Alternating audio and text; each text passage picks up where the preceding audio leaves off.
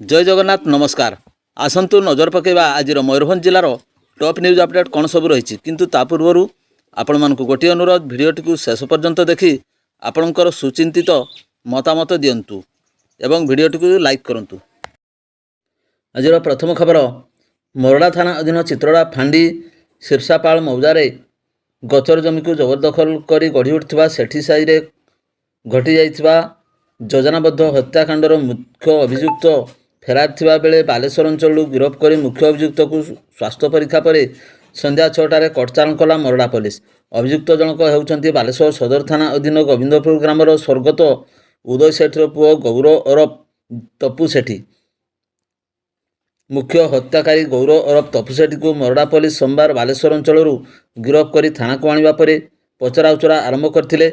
यापर स्वास्थ्य परीक्षा कर संध्या 6टार मोरडा थाना जेएफसी कोर्ट को चारण करा जायथिला। तेबे अभियुक्तर जमीन नामंजूर होबारु ताकू विचार विभाग हाजत को पठाई दिया जायछि। एने मोरडा पुलिस अधिक तदंत जारी रखिछि। परवर्ती खबर लोणा दक्षिण रे गोटे फायर पॉइंट ड्रोन द्वारा चिन्हट निया को करागला आयत। मयूरभंज जिले में धीरे धीरे तापमात्रा बढ़ी चलीथिबा बेले शिमिलीपाल रे निया लागिबार संभावना मध्य बढ़ी चलीछि।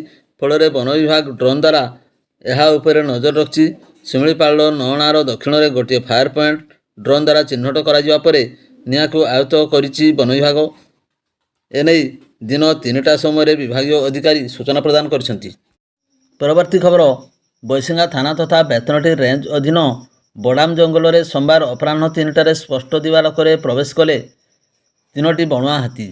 सूचना मुताबक 3 गोटी बणुआ हाथी बालेश्वर जिला नीलगिरी कुलुढिया अभयारण्य को पलाई जाइथिबा बेले सोमवार स्पष्ट दिवालोक पुनर्बार हाथी गुड़िक बुढ़ाबलंग नदी अतिक्रम करने पर गंडरदा पालसिया शंकरपुर गाँव में शेष में बडाम जंगल में प्रवेश करछंती। हाथीगुड़िकर गतिविधि अनुधान और सेगुड़ी जनबसठार दूरे रखा बेतनटी रेंज पक्षर एक स्वतंत्र टीम घटनास्थल में मुतयन करा जायछि। परवर्ती खबर जिले में आसंता 12 तारिख जाए पवन साहू को वज्रपात होगा नहीं आंचलिक पाणीपाग विभाग पक्षर येलो वार्निंग जारी। सूचना अनुसार मयूरभंज जिले में आसंता कालिठारू 12 तारिख जाए वज्रपात एवं 30 ରୁ 40 किलोमीटर प्रति घंटा पवन होगा नहीं येलो वार्निंग जारी करा जायछि। तेबे एने सोमवार दिन प्राय 4:50 समय आंचलिक पाणीपाग विभाग पक्षर पूर्वानुमान कर यही वार्निंग जारी करिछि।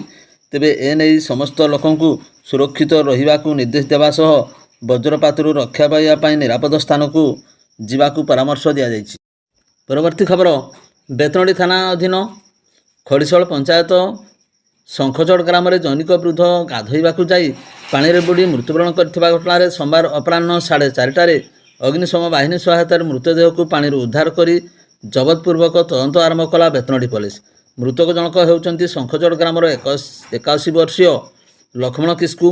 परिवार वर्गों सूचना मुताबक लक्ष्मण सकाळे खड़ीशल पंचायत रे चलीथिबा चक्षु परीक्षा शिविर रे निजर चक्षु परीक्षा कराई अपराह्न घर को फेरी।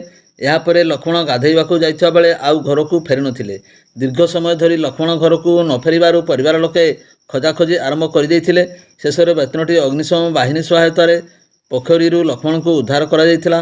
खड़ीशल सरपंच संजीव किस्कू, कृष्णचंद्रपुर राजस्व निरीक्षक मंगल महाली, खड़ीशल पंचायत अधिकारी विनय दास, निरंजन महंत, जयकृष्ण प्रमुख घटनास्थल पहुंची थे। एने बेतनटी थाना पक्षर 15 नंबर एक अपमृत्यु मामला रुजु करा जाई अधिक तदंत जारी रखी पुलिस।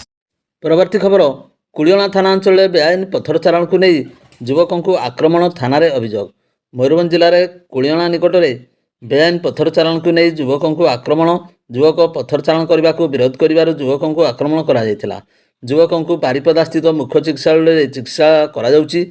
एने कुलियणा थाना रे एक लिखित अभियोग मध्य करा जायछि। दिवा 2 घटिका समय एने पुलिस पक्षर सूचना प्रदान करा जायछि। परवर्ती खबर 18 नंबर जातीय राजपथ पार्श्व तुलसी चौरा ढाबा ठारे सोमवार राति 11टा समय एक पिकअप भ्यान दुर्घटनाग्रस्त होइछि। सूचना मुताबक एक पिकअप भ्यान धान बजै कर जाउथबा समय कौनसी कारणରୁ भारसाम्य हराई रास्ता पार्श्वस्थ ड्रेन भीतर को पशि जाइथिला। एथिरे ऊपर बसिथिबा श्रमिक माने आहत होइथिबा बेले चालक एवं खलासी अल्पके वर्ती जाइथिले।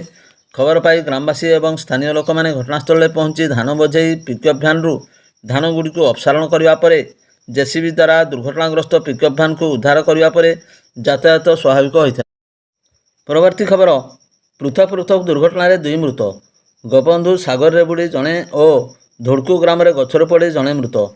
କରଞ୍ଜିଆ ବିଜ୍ଞାପନ ଅଞ୍ଚଳ ୱାର୍ଡ଼ ନମ୍ବର 12 ନିବାସୀ ଭବାନୀ ସାହୁ ଗୋପବନ୍ଧୁ ସାଗରରେ ବୁଡ଼ି ଚିକିତ୍ସାଧୀନ ଅବସ୍ଥାରେ ମୃତ୍ୟୁବରଣ କରିଥିବା କରଞ୍ଜିଆ ମେଡ଼ିକାଲ ପକ୍ଷରୁ ରାତି 9 ଘଟିକା ସମୟରେ ସୂଚନା ମିଳିଛି।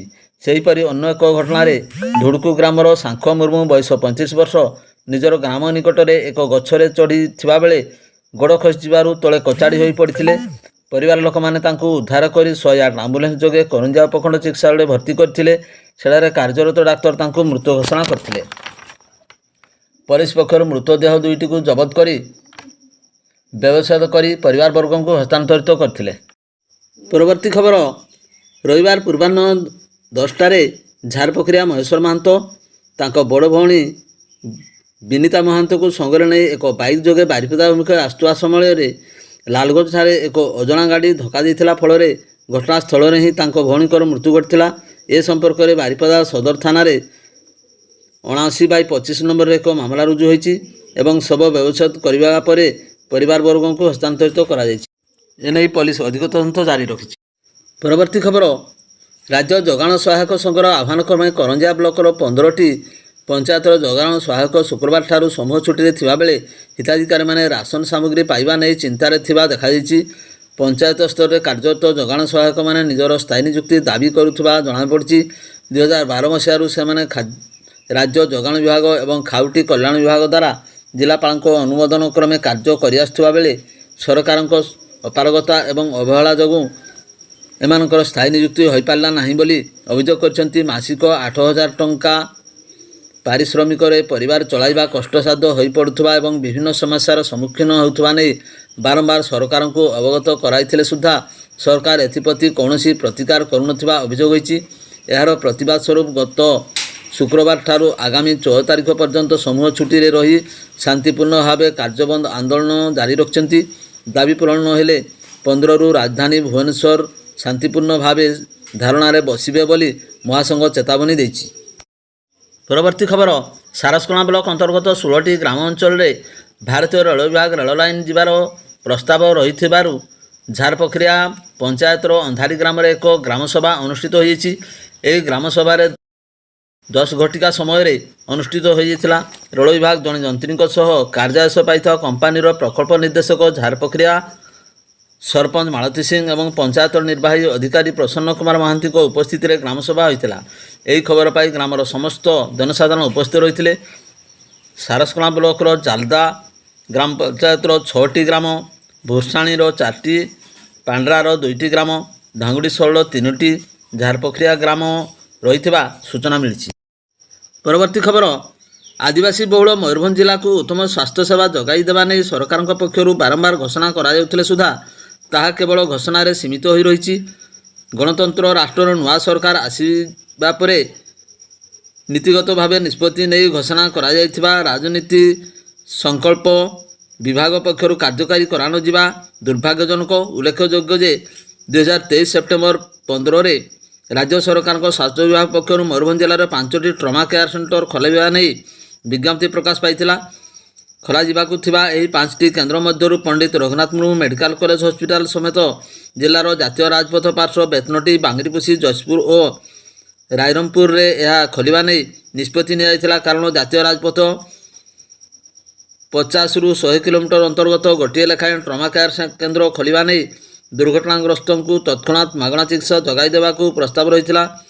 କିନ୍ତୁ ଇତିମଧ୍ୟରେ ପାଖାପାଖି 2 ବର୍ଷ ବିତିଯାଇଥିବା ବେଳେ ମଧ୍ୟ ଏହି କେନ୍ଦ୍ର ଖୋଲିବା ନେଇ ଏପର୍ଯ୍ୟନ୍ତ କୌଣସି ପ୍ରାକ୍ ପ୍ରସ୍ତୁତି ହୋଇପାରିଲା ନାହିଁ। ଉଲ୍ଲେଖଯୋଗ୍ୟ ଯେ ଓଡ଼ିଶା ରାଜ୍ୟ, ପଶ୍ଚିମବଙ୍ଗ, ଝାଡ଼ଖଣ୍ଡ ସୀମାନ୍ତବର୍ତ୍ତୀ ଜନସାଧାରଣ ପାଇଁ ମୟୂରଭଞ୍ଜ ଜିଲ୍ଲାର ବିଭିନ୍ନ ଚିକିତ୍ସାଳୟ ଉପରେ ନିର୍ଭରଶୀଳ ଥିବା ସହିତ ବିଶେଷ କରି 2017ରୁ Pandit Raghunath Murmu medical college hospital ଉପରେ ଭରସା କରିଥାନ୍ତି। ଏହି ଜିଲ୍ଲା ଦେଇ 3ଟି ଜାତୀୟ ରାଜପଥ 18 ନମ୍ବର, 49 ନମ୍ବର ଏବଂ 220 ସହିତ ଜିଲ୍ଲା ମଧ୍ୟରେ ପ୍ରମୁଖ ରାଜ୍ୟ ରାଜପଥ ମଧ୍ୟ ରହିଛି। ତନ୍ମଧ୍ୟରୁ 49 ନମ୍ବର ଜାତୀୟ ରାଜପଥ ଦୁଆରସେଣି ଘାଟି ରାସ୍ତା ଦୁର୍ଘଟଣାଜନିତ ମୃତ୍ୟୁର ପ୍ରମୁଖ କାରଣ ପାଲଟି ଯାଇଛି। ଏଥିନେଇ ଜିଲ୍ଲା ସଡ଼କ ସୁରକ୍ଷା କମିଟି ପକ୍ଷରୁ ଏହି ରାଜପଥମାନଙ୍କରେ 42ଟି ଦୁର୍ଘଟଣାପ୍ରବଣ ସ୍ଥାନ ଚିହ୍ନଟ ହୋଇଛି। ଭିଡ଼ିଓଟିକୁ ଶେଷ ପର୍ଯ୍ୟନ୍ତ ଦେଖିଥିବାରୁ ଆପଣଙ୍କୁ ଅଶେଷ ଧନ୍ୟବାଦ।